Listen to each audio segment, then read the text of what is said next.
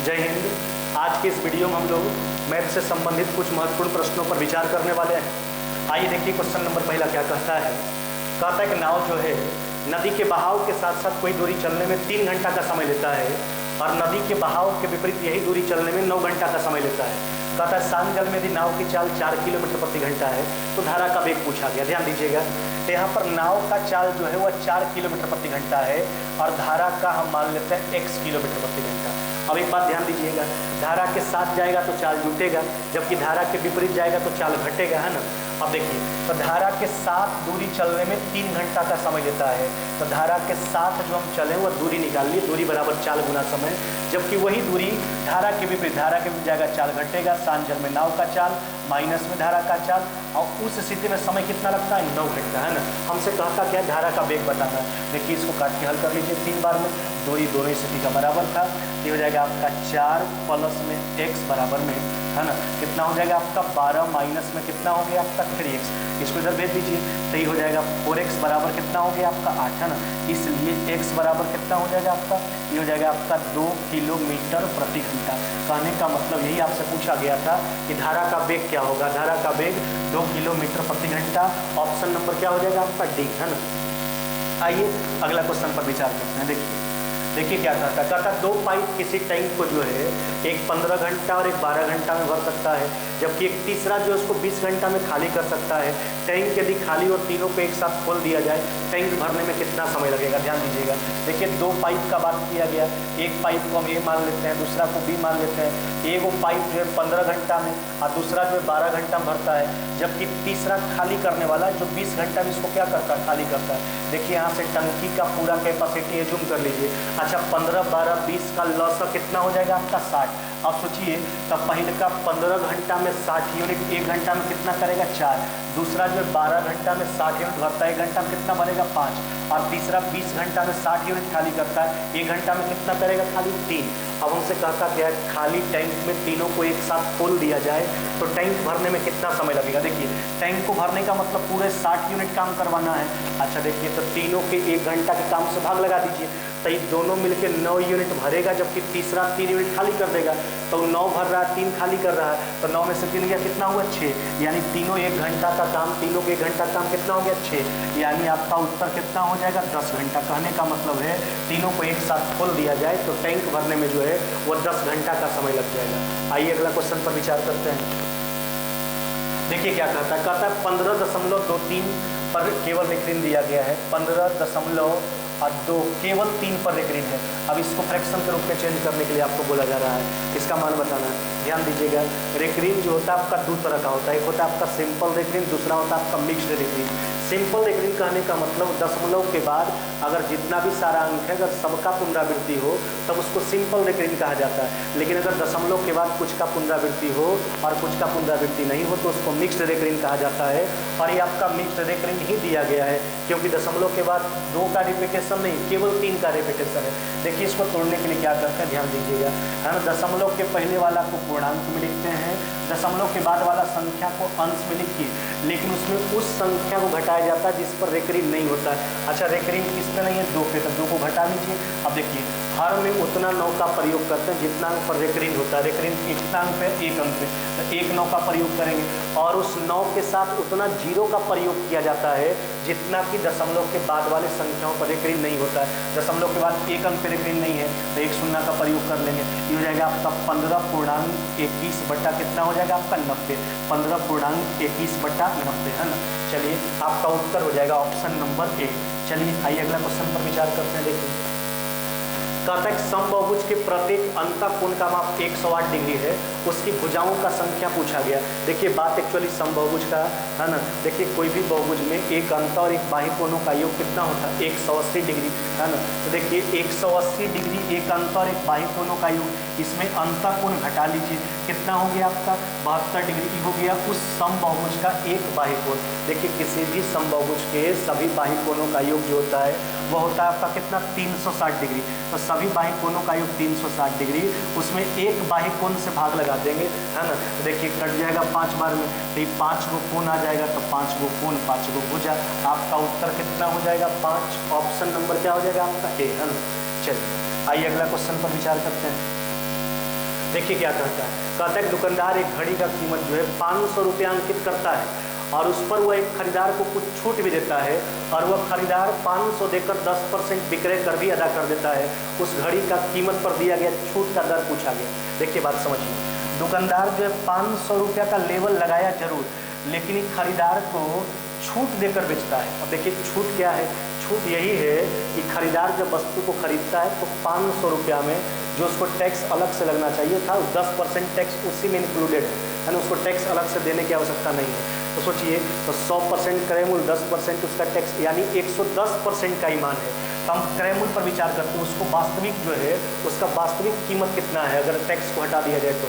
अब देखिए, तो ये 100% निकाल लीजिए, तो 100 बटा कितना हो जाएगा आपका 110।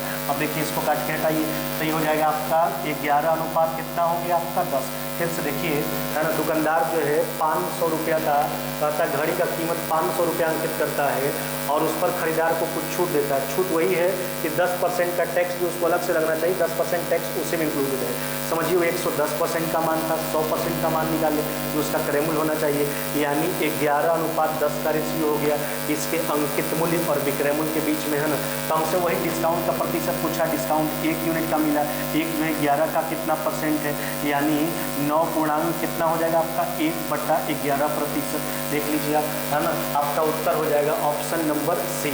आइए अगला क्वेश्चन पर विचार करते हैं। देखिए क्या कहता है अगला क्वेश्चन, ध्यान दीजिएगा।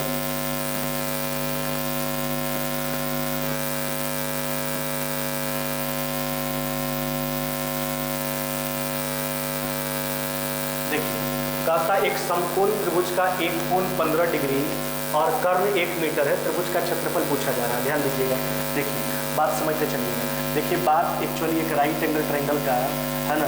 अब इसमें इसका एक कोण दे रखा, कितना दे रखा 15 डिग्री, है ना। अब इसका कर्ण दिया गया 1, इस त्रिभुज का क्षेत्रफल बताना है। देखिए इसका कर्ण 1 मीटर है, क्षेत्रफल आपको वर्ग सेंटीमीटर में बताना है। ध्यान दीजिएगा, इसका बेस को मान लेते हैं b और लंब को मान लेते हैं क्या p। अब देखिए हमको p और b दोनों मान चाहिए। अब एक बार क्या कीजिए, एक बार साइन थीटा लगा लीजिए। देखिए तो लिखेंगे कि साइन 15 डिग्री बराबर, है ना। देखिए साइन थीटा लंब बटा कर्ण यानी p/1 कहने का मतलब p हो गया। अब देखिए कॉस थीटा एक बार लगा लीजिए तो लिखेंगे कॉस 15 डिग्री बराबर, है ना। अब देखिए कॉस 15 डिग्री तो कॉस थीटा b/h, है ना, ये हो जाएगा b/1 यानी b हो गया। तो p और b दोनों का मान हम निकाल लिए। अब इस त्रिभुज का क्षेत्रफल आपको बताने के लिए कहता है। अब देखिए क्षेत्रफल एक्चुअली होता क्या, 1/2 गुने आधार गुने ऊंचाई यानी b। तो b कहने का मतलब क्या हो गया आपका कॉस 15 डिग्री, है ना, और p कहने का मतलब कितना हो गया आपका, ये हो गया आपका साइन 15 डिग्री। अब थोड़ा यहाँ पर सोच के देखिए, अब हम क्या करेंगे, ऊपर भी 2 से गुना कर लीजिए, ऊपर नीचे दोनों स्थिति में 2 से गुना कीजिए। तो ऊपर 2 से गुना कीजिएगा तो हो जाएगा 2 sin a into cos A यानी साइन 2a। तो ऊपर हो जाएगा आपका साइन 30 डिग्री और नीचे दुगुना कितना हो जाएगा आपका 4। कहने का मतलब हो जाएगा साइन 30 का मान 1/2, ये हो जाएगा आपका 1/8 वर्ग मीटर। लेकिन आपको तो जवाब मांगा है सेंटीमीटर स्क्वायर में। अब ध्यान दीजिएगा थोड़ा यहाँ पे, देखिए तो ये तो आया 1/8 वर्ग मीटर। अब 1/8 वर्ग मीटर कहने का मतलब यहाँ पर दोनों डायमेंशन जो है मीटर में है। अब आपको दोनों को सेंटीमीटर में कन्वर्ट करना है तो 2 बार 100 से गुना करना पड़ेगा। अब देखिए 1250 बार में कट जाएगा आपका, तो आपका उत्तर हो जाएगा 1250 सेंटीमीटर स्क्वायर। कितना हो जाएगा आपका 1250 सेंटीमीटर स्क्वायर उस समकोण त्रिभुज का क्षेत्रफल हो जाएगा। आइए अगला क्वेश्चन पर विचार करते हैं।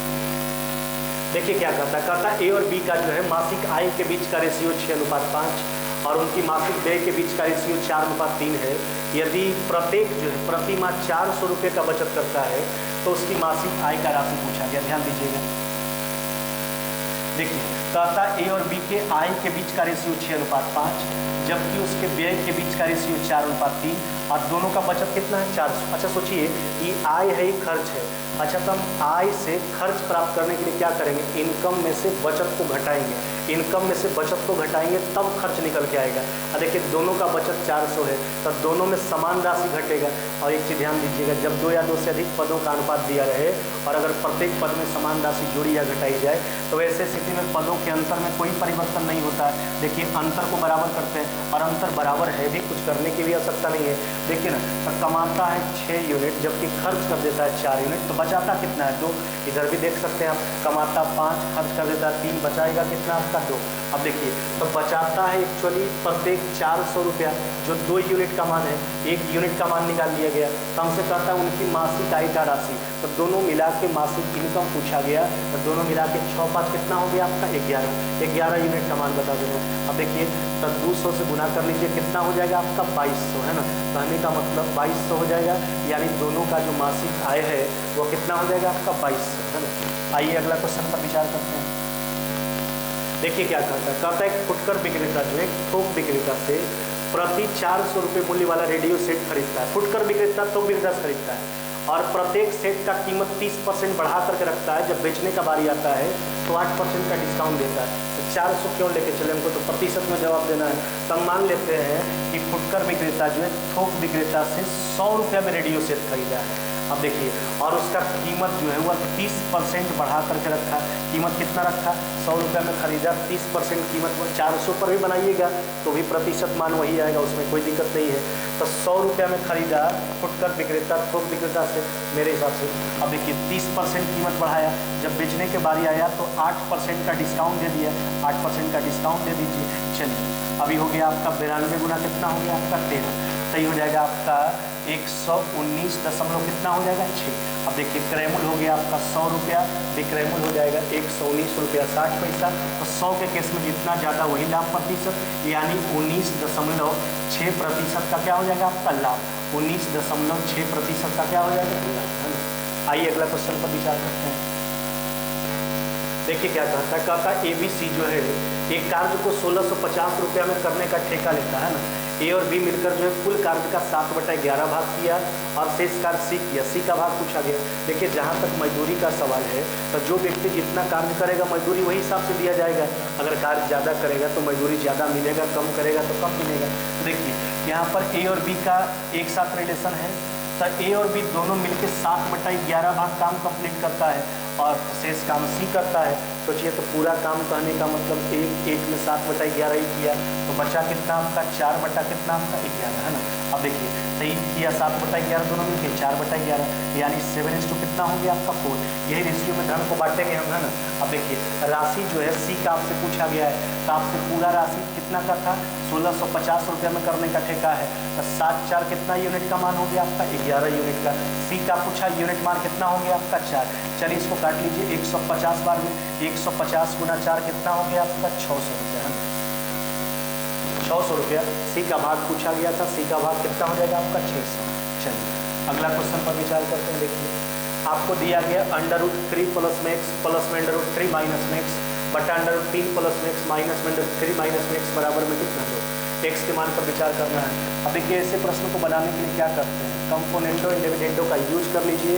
तो इसमें क्या करते हैं, एक बार हर को अंश में जोड़ते हैं, तो जोड़िए तो सही माइनस प्लस कट जाएगा, ये हो जाएगा 2 × √3 प्लस में कितना हो गया x।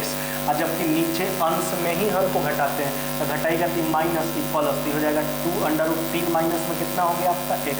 आगे ध्यान दीजिएगा, इधर हो जाएगा 2 कहने का मतलब 2/1, ये हो जाएगा 3 और 2 में से किया कितना हो गया आपका 1, है ना। देखिए तो हमने सी एंड डी का यूज कर लिया। अब देखिए एक साइड का रूट जो उधर जाके स्क्वायर हो जाएगा, ये हो जाएगा आपका 3 प्लस में x अब बटा 3 माइनस में x बराबर में 9 कितना हो गया आपका 1, है ना। अब ध्यान दीजिएगा आगे हमसे x के मान पर विचार करने के लिए बोला गया। अब देखिए इसको क्रॉस गुना कर लीजिए, ये हो जाएगा 3 प्लस में x बराबर में कितना हो जाएगा आपका, ये हो जाएगा 27 माइनस में कितना हो जाएगा आपका 9x, है ना। इसको इधर भेज दीजिए तो ये हो जाएगा आपका 10x बराबर में कितना हो जाएगा आपका 24, है ना। तो इसलिए x बराबर में कितना हो जाएगा आपका 12 कितना हो जाएगा आपका 5। x का मान कितना हो गया आपका 12/5। ध्यान दीजिएगा। बस आज के वीडियो में इतना ही। इस वीडियो को इसलिए बनाया गया है कि अभी जो हम लोग लाइव आए थे तो उसमें कुछ ट्रबल के कारण, है ना, हमने सारा क्वेश्चन को सही ढंग से नहीं बता पाया, है ना। कुछ ना कुछ दिक्कतें आ जा रही थी, इसलिए हमने इस वीडियो को जितना भी सारा मैथ था इसको वीडियो के माध्यम से हमने बना के आपको दे दिया है ना।